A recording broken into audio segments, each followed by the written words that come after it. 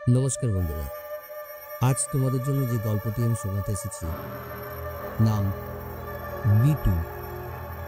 লেখিকা সৌরদীপা ঘোষ। গল্প পাঠে আমি সাধন ঘোষ। গল্পটি যদি ভালো লাগে অবশ্যই লাইক, কমেন্ট অ্যান্ড শেয়ার করবে। এইরকম আরও গল্প শুনতে আমার চ্যানেলটিকে অবশ্যই সাবস্ক্রাইব করবে। চলো শুরু করা যাক আজকের গল্প বিটু। আমার এক দুঃসম্পর্কের মাসি, নাম মিনি মাসি। শ্বশুরবাড়ি থেকে দূরে মেসোর সঙ্গে থাকতো, মেসোর চাকরির সুবাদে। মাসি নিজেও একটা স্কুলে পড়াতো বিয়ের আগে। বিয়ের পর মাসি স্কুলের চাকরিটা ছেড়ে দেয়। মিনি মাসির ছেলে ইভান একটু বড় হওয়ার পর মাসি আবার মেসোর ভাড়া নেওয়া ফ্ল্যাটের কাছেই একটি বাচ্চাদের স্কুলে জয়েন করে। স্কুলে পড়িয়ে দুটো বাড়িতে টিউশন পড়িয়ে মাসি বাড়ি ফিরত। আমার মাস্তুতো ভাই তখন ক্লাস 5-এ পড়ে। পরীক্ষা শেষে আমি মাসির বাড়িতে থাকতে গেছিলাম মাসখানেকের জন্য। আগে ভাই একা একাই বাড়িতে থাকতো, মাসি স্কুলে চলে গেলে ভাইয়েরও স্কুল থাকতো। ভাই ফেরার ঘণ্টাখানেক পর মাসিও বাড়ি চলে আসতো। মেসো বাড়ি ফিরতে ফিরতে অনেক রাত করে। যাই হোক, এবার মূল ঘটনায় আসে। মাধ্যমিক পরীক্ষার পর যখন মাসির বাড়িতে যাই, প্রথম দিন তিনেক বেশ আনন্দের সঙ্গেই কেটেছিল। মাসি স্কুলে চলে যেত। ভাইয়ের সেই সময় ক্লাস 5-এর অ্যানুয়াল পরীক্ষা শেষ হয়ে গেছে। আমি আর ভাই বাড়িতেই থাকতাম। মাসি সকালে রান্না করে রেখে যেত ফ্রিজে। ফ্রিজে আইসক্রিম, কোল্ড ড্রিঙ্ক সব রাখা থাকতো। যখন ইচ্ছা হতো দু ভাই বোন মিলে খেতাম। কখনো ভাইয়ের সাথে লুডো বা দাবা খেলতাম, আবার কখনো একসাথে বসে টিভিও দেখতাম। খুব গল্প করতাম। আমি ভাইয়ের সঙ্গে থাকায় মিনিমাসিও বেশ নিশ্চিন্তে থাকত। দিন 3-4 পর একদিন দুপুর বেলায় খেয়ে দিয়ে উঠে আমার ভীষণ ঘুম পেয়ে গেল। সেদিন যেন একটু বেশি ঘুম পাচ্ছিল। অন্যদিন খেয়ে উঠে ভাইয়ের সঙ্গে গল্প করতাম, কিন্তু সেদিনটা এত ঘুম পেল যে খাটে ভাইয়ের পাশে শুয়ে ঘুমিয়েই পড়লাম। ভাই সেই সময় আমার পাশে বসে বসে টিভি দেখছিল। সময়টা বিকেল 3টে কি 3:30-এর দিকে হবে। কিছু একটা শব্দে আমার ঘুম ভেঙে গেল। মাসির বেডরুমের পাশেই ছিল ওদের ড্রয়িং রুম। ঘুম থেকে উঠে দেখি ড্রয়িং রুমটা ঘুটঘুটে অন্ধকার। ঘুম চোখে আমি বুঝতেও পারছি না যে সেই সময়টা দুপুরবেলা নাকি রাতের বেলা। ইবু ইবু বলে আমি বার দুয়েক ডাকও দিলাম, কিন্তু না, কোনো সাড়া পেলাম না। শোয়া অবস্থাতেই মাথার দিকটায় ঘাড় উঁচু করে দেখি টিভিতে কার্টুন চলছে, কিন্তু ঘরে কোথাও ইভান নেই। ভাবলাম হয়তো ওয়াশরুমে গেছে। তারপর হঠাৎ করেই খেয়াল পড়ল ইভু তো ওয়াশরুমের দরজার ছিটকিনিতে হাত পায় না। ও একা যাবে না কখনোই। ওয়াশরুমে যেতে হলে আমাকে ডাক দেবেই। বেশ, সঙ্গে সঙ্গে ঘুম চটকে গেল। একটা অদ্ভুত রকম চিন্তায় কাটা শিহরিত হয়ে উঠল। সঙ্গে সঙ্গে খাট থেকে নেমে ড্রয়িং রুমে গেলাম। কি অন্ধকার রুমটা! দেখলাম রুমের জানলার সব পর্দাগুলো টেনে দেওয়া আর জানলাগুলোও বন্ধ। আমার স্পষ্ট মনে আছে ঘুমোতে যাওয়ার আগে আমি বন্ধ করিনি কোনো জানলা। তখনই চোখ পড়ল কোণার দিকের জানলাটায়। ওই তো ইভু দাঁড়িয়ে রয়েছে বাইরের দিকে মুখ করে, অর্থাৎ আমি ওর পেছন দিকটা দেখতে পাচ্ছি। জানলার পর্দাটা হালকা ফাঁকা করে ভাই সেখানে দাঁড়িয়ে আছে। আমিও একটু হেসে এগিয়ে গেলাম ওর দিকে। বললাম, ওরে দুষ্টু ছেলে, কখন থেকে ডাকছি আর তুই এখানে দাঁড়িয়ে? মুখে যাই বলি না কেন, আমার না একটা অদ্ভুত রকমের অনুভূতি হচ্ছিল। গা যেন ছমছম করছিল। মনে মনে ভাবলাম ফাঁকা ফ্ল্যাটে আছি বলে হয়তো এরকম অনুভূতি হচ্ছে। যাই হোক, ইভুর পেছনে দাঁড়িয়েও দুবার ওর নাম ধরে ডাক দিলাম। ও কিন্তু কোনো সাড়া শব্দ দিল না, একইভাবে ঠায় দাঁড়িয়ে রইল। এবার ওর ডান কাঁধে হাত রেখে সামান্য একটু ঝাঁকুনি দিতেই আমার যে অভিজ্ঞতা হয়েছিল তা আমি কোনো দিন বলবো না। ইভু পেছন ঘুরে তাকাতেই দেখলাম ওর চোখের মুড়ি দুটো সম্পূর্ণরূপে সাদা এবং ঠিক একটা মরা মাছের মতো একদম স্থির ওর দৃষ্টি। আমি বাবাগো বলে চিৎকার করে ছিটকে গিয়ে পড়লাম মেঝেতে। চমকে তখন তো সবেমাত্র শুরু। হঠাৎ শুনলাম পেছন থেকে ইবুর গলা, দিদি ভাই, আমি ওয়াশরুমে যাব, ছিটকিনিটা খুলে দাও। আমি পেছনে তাকিয়ে দেখি ইবু বেডরুমের দরজার সামনে দাঁড়িয়ে চোখ ডলছে। এবার ধীরে ধীরে সামনের দিকে তাকিয়ে দেখলাম সেই বাচ্চাটা তখনও একইভাবে দাঁড়িয়ে রয়েছে, ওর দৃষ্টি ইবুর দিকে। আমি আর কোনো কিছু না ভেবে এক ছুটে ইবুর দিকে পৌঁছে গেলাম, আর তারপর ওকে ছো মেরে সঙ্গে নিয়ে বেডরুমে ঢুকে দরজাটা বন্ধ করে দিলাম। কপালে হাত দিয়ে বুঝলাম যে আমি ঘামছি। মনে হলো বাইরে থেকে কেউ যেন বার দুয়েক দরজা ধাক্কা দিল। ইবুকে কোলের মধ্যে শক্ত করে জড়িয়ে নিয়ে বিছানায় বসে রইলাম। বেচারা বারবার করে টয়লেট যেতে চাইছিল, দরজা খুলে বেরোনোর জন্য কান্নাকাটি করছিল, কিন্তু ওকে আমি বেরোতে দিইনি কিছুতেই। বিকেল 4:30টার দিকে বাইরের দরজা বেল বাজল। বুঝলাম মাসি এসে গেছে, কিন্তু দরজা খুলতে যাওয়ার মানে ড্রয়িং রুম পেরিয়ে যেতে হয়। সাহসের উপর ভর করে নেমে এলাম বিছানা ছেড়ে। ইবুকে ওই ঘরে বসেই এক ছুটে গিয়ে বাইরের দরজা খুলে দিলাম। দেখলাম মাসি দাঁড়িয়ে আছে। মিনিমাসি ঢুকতে ঢুকতে বলল, কিরে, কখন থেকে বেল বাজাচ্ছি? ঘুমিয়ে পড়েছিলি বুঝি? আমি কিছুই বলে উঠতে পারলাম না মাসিকে। সম্পূর্ণ চেপে গেলাম বিষয়টা। জানি না কেন কিছু বলতে পারলাম না। হয়তোবা আমার কথা কেউ বিশ্বাস করবে না ভেবেই বলিনি। যাই হোক, সেদিন মেসো একটু রাত করেই বাড়িতে ফিরেছিল। ফেরার পর থেকেই দেখছিলাম মেসোর মুখটা বেশ থমথমে। খেতে বসেও বিশেষ কথা বলল না। রাত 12টা নাগাদ আমি ওয়াশরুমে যাচ্ছিলাম। সেদিন ওয়াশরুমে যেতেও আমার যেন একটু ভয় ভয় করছিল, কারণ একটা ওয়াশরুম ড্রয়িং রুমে আর অপরটা মাসির বেডরুমের সাথে অ্যাটাচড।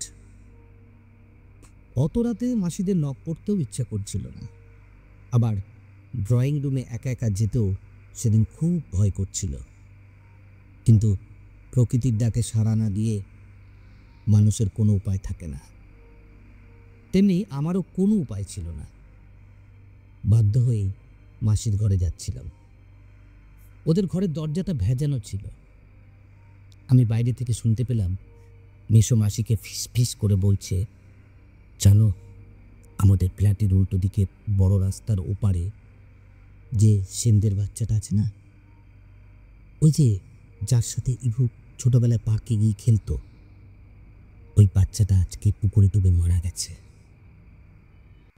মাসি তো শুনেই হাই হাই করে উঠে বলল, আহারে, আমাদের ইভুর বয়সী ছেলেটা গো, কি খেলতো ওর সাথে ছোটবেলায়। ওর মাটাও তো খুব ভালো ছিল গো। শুনেছিলাম বাপটাই বদের বাসা। ওদের স্বামী স্ত্রীর সম্পর্ক তো খুব একটা ভালো ছিল না। নেহাত বাচ্চাটার জন্য ছাড়াছাড়ি হয়নি।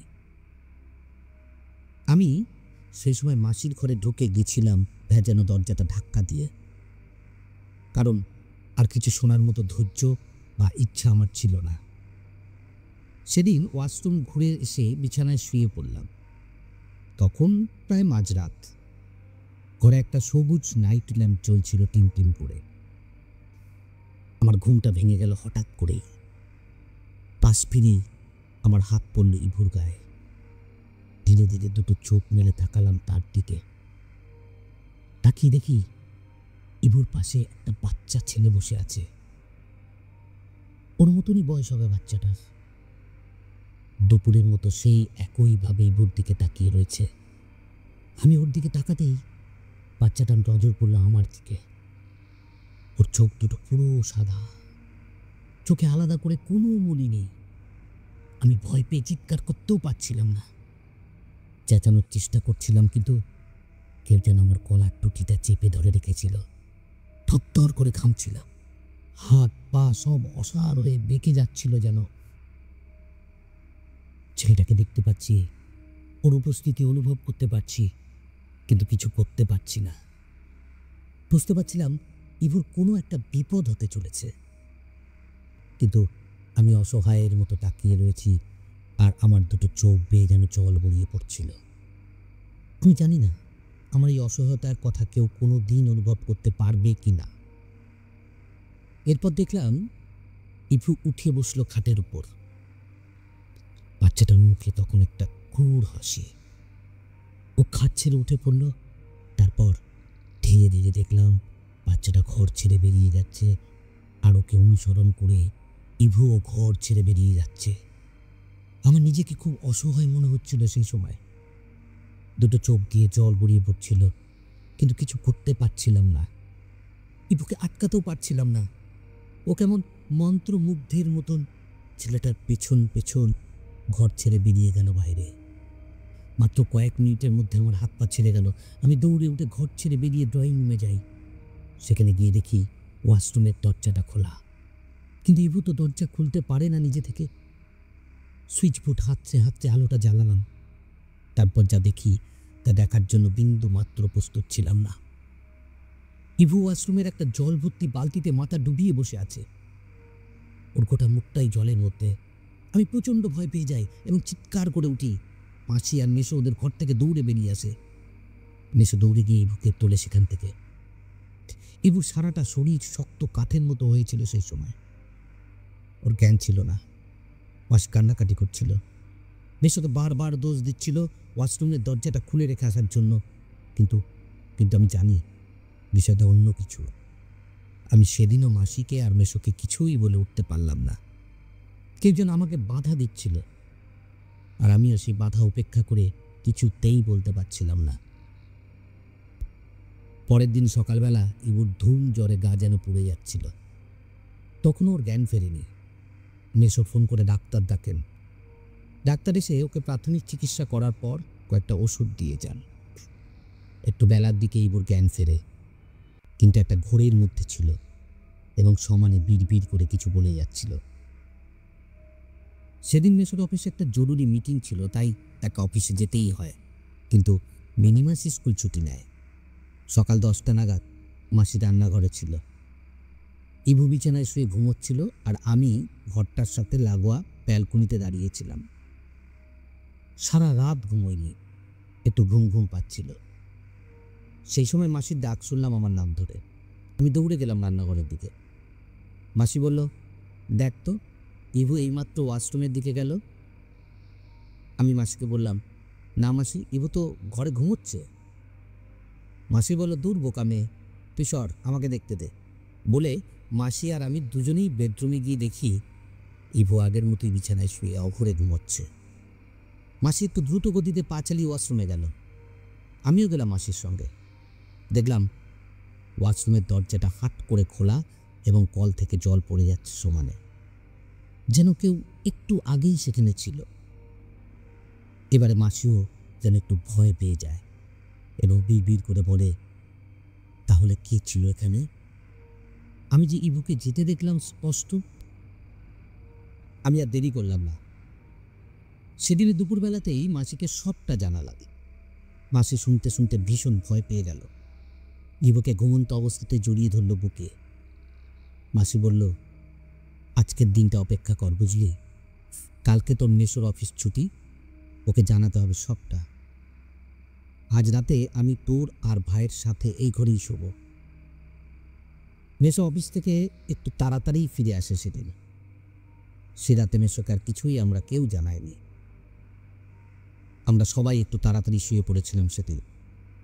আমি আর মাসি এক ঘরে, মেসো আর ইভু এক ঘরে। সেই সময় আমাদের কারোর কাছেই মোবাইল ফোন ছিল না। ল্যান্ডফোন ছিল মাসির বাড়িতে। রাত তখন খুব বেশি হয়নি, সবে 12টা বেজেছে। মাসির বাড়ির ফোনে ফোন আসে। মাসি তড়িঘড়ি পায়ে উঠে গিয়ে ফোনটা ধরে। ফোনের ওপারে মেশোর গলা। মিনি, আজ সন্ধ্যাবেলায় বাড়ি আসার পথে আমার একটা ছোট্ট অ্যাক্সিডেন্ট হয়েছিল। একটা বাইক ধাক্কা মেরেছে পায়ে। অফিসের কাছে হওয়ায় কলিগরা মিলে হাসপাতালে নিয়ে এসেছে।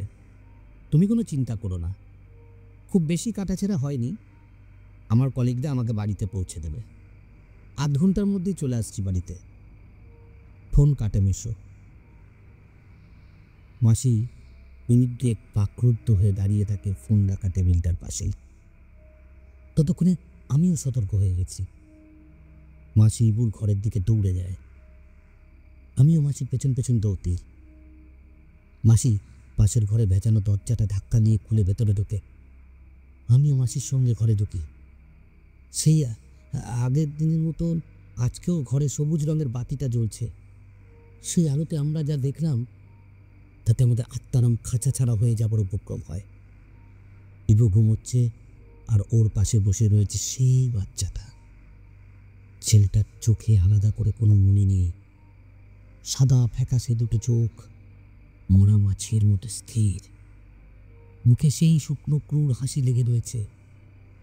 মাসির মুখ থেকে অস্ফুটে একটা নাম বেরিয়ে আসে, ভিডু। আমি কিছুই বুঝতে পারিনি তখনও। মাসি আর আমি দুজনেই ছুটে যাই ইবুর কাছে। ইবুর শরীর তখন বরফের মতো ঠান্ডা। মাসি ইবুর হাত ধরে টানাটানি করতে থাকে, কিন্তু ওর শরীরের ওজন তখন কয়েক গুণ বেড়ে গেছে। কেউ যেন চায় না মাসি ওকে সেখান থেকে সরিয়ে নিয়ে যাক। আমরা দুজনে মিলে চেষ্টা করেও ইবুকে কোলে তুলতে পারছিলাম না। গোটা ঘরটার হাওয়া অদ্ভুত রকমের ভারী হয়ে উঠেছে। মাসি সেই সময় বুদ্ধি করে গায়ত্রী মন্ত্র জপ করতে শুরু করলো জোরে জোরে। মিনিট 5 মধ্যেই ঘরের পরিবেশ নর্মাল হয়ে যায়। ইবুকে কোলে তুলে নিয়ে মাসি আমার হাতটা ধরে শক্ত করে, আর তারপর আমরা ফ্ল্যাট থেকে বেরিয়ে আসি। উল্টো দিকের ফ্ল্যাটে একটা নন বেঙ্গলি পরিবার থাকত। সেদিন বোধহয় তারাও বাড়িতে ছিল না, অর্থাৎ মাসিদের পুরো ফ্লোরটাই ফাঁকা ছিল। মাসি ইবুকে কোলে নিয়ে বাইরের সিঁড়িটার উপর ধপ করে বসে পড়ে, আর আমি তখন ওদের বাসে দাঁড়িয়ে থক থক করে কাঁদছিলাম। কিছুক্ষণের মধ্যেই মেশো ফিরে আসে। প্রথমে মাসি ভেতরে যেতে চাইছিল না, কিন্তু মেশোর সেদিন একটা অ্যাক্সিডেন্ট হয়েছিল, সেই কারণে আমরা 4 জন ভেতরে ঢুকি। আমার খুব মনে আছে, সেদিন সারাটা রাত মাসি ইবুকে কোলে নিয়ে ঠাকুরের নাম করে গেছিল। আমরা 4 জন একসাথে এক ঘরে শুয়েছিলাম সেদিন। ভাই সারা রাত জ্বরের ঘরে ছিল আর বিড়বিড় করে বকে যাচ্ছিল। ভোরবেলা হতেই আমি আর মাসি ডাক্তারের বাড়ি ছুটে যাই। ডাক্তারবাবু অত সকালে 2 জন মহিলাকে ওইভাবে বিধ্বস্ত অবস্থায় যেতে দেখে আমাদের সঙ্গে আসতে রাজি হয়ে যায়। ইবুর গায়ে তখন জ্বর, ধক করে কাঁপছে। মেসো ছিল ভাইয়ের কাছে। আগের দিন সন্ধ্যাবেলা অ্যাক্সিডেন্ট হওয়ায় মেসো বেরোতে পারছিল না। আমরা ফেরার পর দেখি মেসো ভাইকে কিছুতেই ধরে রাখতে পারছে না। ও ফ্ল্যাট ছেড়ে বেরিয়ে যেতে চাইছে। ইবু বারবার বাইরের দরজার দিকে আঙুল দিয়ে কি যেন দেখাচ্ছিল, সেদিকে যেতে চাইছিল। আমরা অতজন মানুষ মিলে ওইটুকু বাচ্চার সঙ্গে গায়ের জোরে পেরে উঠছিলাম না, তাও যে কিনা অতটা অসুস্থ। ডাক্তার ইবুকে একটা ঘুমের ইঞ্জেকশন দেয় আর একটু বেলার দিকে নার্সিংহোমে নিয়ে যেতে বলে। ভাইয়ের প্রাণ নিয়ে রীতিমতো টানাটানি পড়ে যায়। আমরা সেদিন ভাইকে নিয়ে যাই নার্সিংহোমে। ভালো ডাক্তারকে দেখানো হয় ওকে, তাও ওর জ্বর কিছুতেই কমছিল না, আর জ্বরের ঘুরে খালি বাইরের দরজার দিকে দেখাচ্ছিল, অর্থাৎ যা বুঝেছিলাম ওই ফ্ল্যাট ছেড়ে বেরিয়ে যেতে চাইছিল। সেদিন সন্ধ্যাবেলায় মেসো তার এক কলিগ অসিত কাকুকে ফোন করলো এবং ভাইয়ের ব্যাপারে সবটা তাকে জানালো। অসিত কাকু মেসোকে ওনার পরিচিত এক ভদ্রলোকের নম্বর দিল এবং যত শীঘ্র সম্ভব যোগাযোগ করতে বলেছিল। পরের দিন দুপুরবেলা আমরা সেই ভদ্রলোকের কাছে যাই। তিনি ভাইকে ভালো করে একটু ঝাড়পোছ করে নিয়েছিলেন এবং ওর হাতে ঠাকুরের ফুল ভরা মন্ত্রপুত্র একটি তাবিজ পরিয়ে দিয়ে বললেন, ভাই ভালো হয়ে যাবে, তবে সে যেন হাতের তাবিজটা হাত থেকে না খুলে যতদিন না এর কোনো সুরাহা হয়। মাসি কেঁদে ওনাকে বললেন ভাইকে বাঁচাতে। ওই ভদ্রলোক মাসিকে জিজ্ঞাসা করলেন, ইভুর কোনো কাছের কি কেউ এর মধ্যে মারা গেছে? তার কোনো জিনিস যদি আপনাদের কাছে থাকে তবে তা ইমিডিয়েটলি ফেলে দিন বাড়ি থেকে। ইভুর সংস্পর্শে যেন সেই জিনিস না থাকে। পুকুরের জলে ফেলে দেবেন সেই জিনিস, আর ফিরে আসার সময় পেছন ঘুরে দেখবেন না। তখন মাসির মাথায় আসে সেনবাড়ির বাচ্চাটার কথা, যে ওদের ফ্ল্যাটের সামনে রাস্তাটার উল্টো দিকের বাড়িতে থাকতো। ছেলেটার নাম ছিল বিটু। ইভু এবং বিটু আর একটু ছোট বয়সে একসাথে খেলা করত। তখন একে অপরের খেলনা নিয়ে ওরা খেলত। বিটুর পরিবারে ওর বাবা মায়ের মধ্যে অনেক অশান্তি হতো। একদিন দুপুরবেলা বিটু বাড়ি থেকে বেরিয়ে যায়। তারপর কাছেই একটা পুকুর থেকে ওর ডেড বডি উদ্ধার হয়। আসলে বিটুর কোনো খেলার সঙ্গী ছিল না। বাবা মায়ের ঝামেলার ফলে ওর জীবনটা অতিষ্ঠ হয়ে উঠেছিল। যাই হোক, সেই ভদ্রলোকের কাছ থেকে বাড়ি ফিরে সেদিন রাতেই মাসি আর মেসো সারা ফ্ল্যাট তন্ন তন্ন করে বিট্টুর একটা খেলনা খুঁজে পায় বড় বেডরুমের থাকার টেবিলের ড্রয়ারে। সেদিন রাতেই ওরা দুজন গিয়ে ওই খেলনা জলে ফেলে দিয়ে আসে। খেলনাটা জলে ফেলে আসার সময় ওরা দুজনেই একটা বাচ্চার ছেলের কান্নার আওয়াজ শুনতে পেয়েছিল, কিন্তু পেছন ফিরে আর তাকায়নি মিনিমাসি আর মেসো। সেদিন রাতেই সবাইকে চমকে দিয়ে সম্পূর্ণ সুস্থ হয়ে যায় ইরফান।